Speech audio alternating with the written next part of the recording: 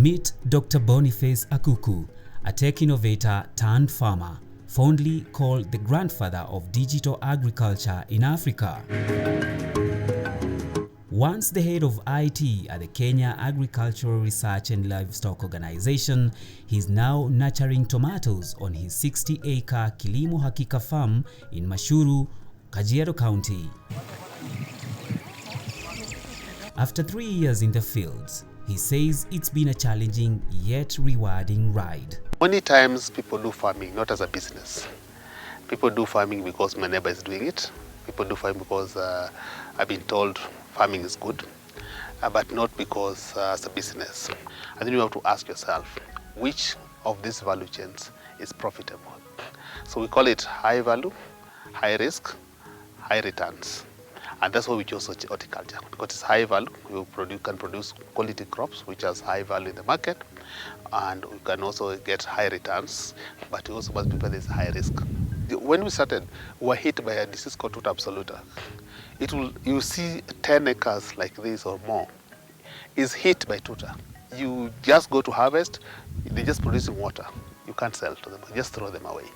And you can lose your whole production. Then it comes now, after you manage your production, the other challenge is now the market. Tomatoes are the heartbeat of this farm, carefully segmented to ensure a steady supply to the market all year round. But this isn't your ordinary farm. Dr. Akuku's expertise in ICT has transformed this venture into a high-tech operation. So other than the pest, there's also what we call the feeding regime, the nutrition part of it. How do you feed your crops? Either you give it too much, the crop doesn't need all of it. Or you give it less, the crop will not get sufficient nutrients. So you also have to know what is the right amount of nutrition in terms of fertilization that you need to give your crop. And even which type of fertilizer, at what stage. Because there are fertilization you need when the crops are just being planted, because they need nitrogen boost. So you need to plant with those fertilizers that have high nitrogen. Then you know when the crop's at a certain stage, every stage of the growth stage, critical growth of this crop, you must apply the right fertilization, the right nutrition, and the right feeding, and the right quantity. One of the digital solutions that we're talking about is FarmGuide from Agrom AI.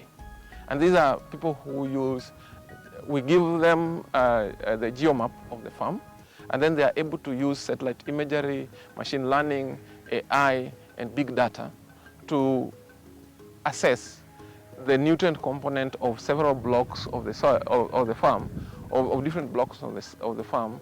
They are able to monitor stress. They are able to monitor plant health, and give you a map, a color map of the different blocks of the farm on how the crop or the plant is doing. You, as the person, they give that in a platform, in terms of an online platform, and reports and image reports and write-ups to give you an insight onto which areas need which actions. Like, for instance, which area should you water, which area should you supply more fertilizer, and it brings efficiency into the farm as to which area needs more fertilizer or which area needs less fertilizer, so that you don't just invest in pouring fertilizer or pouring water or pouring nutrients to a farm that does not need them. The farm is also a knowledge hub. Through partnerships with agricultural input companies, Kilimo Hakika trains farmers on the latest technologies and best practices, empowering them to do more with less. There's a gap between the producers of technologies and innovation and the farmers, where a lot of technology has been produced, a lot of knowledge exists, but it's not being applied in the farm. So they do this for the farmers, but not with the farmers. So we decided now to do it as in practice, so that what we have seen from research, what we have seen from knowledge generators and investors, we apply it in practice, so that we can prove that these technologies are working or they are not working. And if they are working, why and how? If they're not working, why and how? And what can be done to make sure this technology can scale and can create impact? Because we still have food shortage in this country.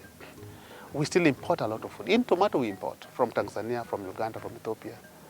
We would import some in terms of paste from Egypt and all of these other places.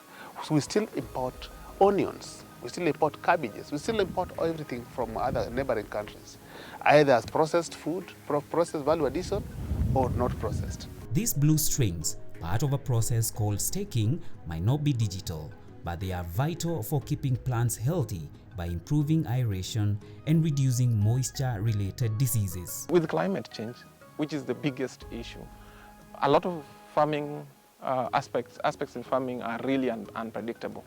Diseases, there are new diseases for the same old crops that we've been doing.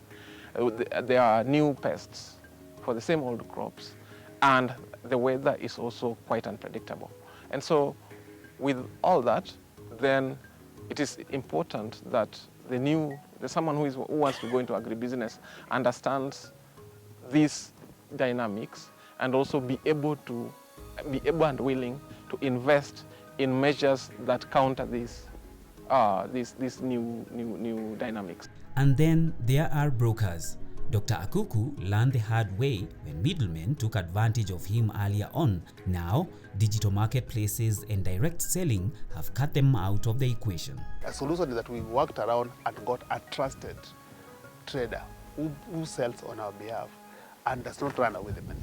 Yeah. So what I'm saying, and by then these are realities, because one of the reasons why farmers have given up, they have lost money, either through brokers buying from the farm, giving low prices, or we send there and then the money get lost. So these are realities. They've lost money. For those dreaming of farming, his advice is simple. Be passionate. This is not for the faint-hearted, but if you embrace the challenges, it's worth every effort. All this need a coordinated management. You have to make sure you do know where to get the seeds, do you know when the right spacing, do you know when to apply what nutrients, what chemicals in terms of preventing pests and diseases. And that's why mostly telephone farmers fail, because you're just calling and saying, oh, today have you planted, have you done this? Yes, we have done this. Or have you done this? But you are not there to see. And you're not there to know whether it was applied or not. And of course, you expect them not to tell you they have not done it. Of course, if they not to tell you they have done the wrong thing, the answer is always obvious. We have done that. At Kilimo Hakika, tradition meets technology, paving the way for a smarter, more sustainable future in farming. For KTN, I'm Paul Thiongo.